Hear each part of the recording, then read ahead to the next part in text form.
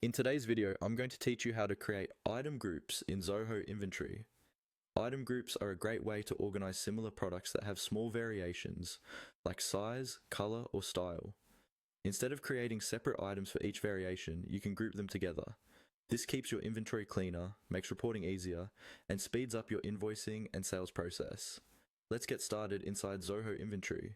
First, open Zoho Inventory and sign into your account. Once you're on the main dashboard, you'll see a navigation menu, usually on the left side of the screen. This is where you can access all the key modules like sales, purchases, and items. From that menu, look for the option labeled Items and click on it.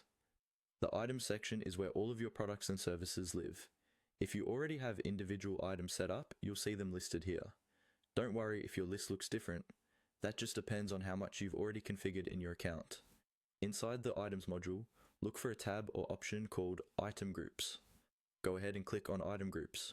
This is the dedicated area where Zoho Inventory helps you manage products that come in multiple variations. If you haven't created any item groups yet, this page might be empty, and that's completely fine. Now, to add a new group, look for a button that says New Item Group, usually toward the top right of the screen. Click on that button to open the item group creation form. Here, you'll fill in all the details for your new item group. Start with a clear group name that describes the product family, like T-shirt or laptop model X. Then add any relevant descriptions that will help your team understand what's included in this group. You'll also configure attributes such as size, color, or any other variations you sell.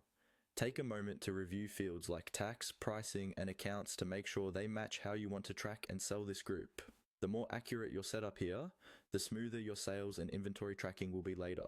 Once you've entered all the necessary information and you're happy with how everything looks, scroll down if needed and click on the Save button.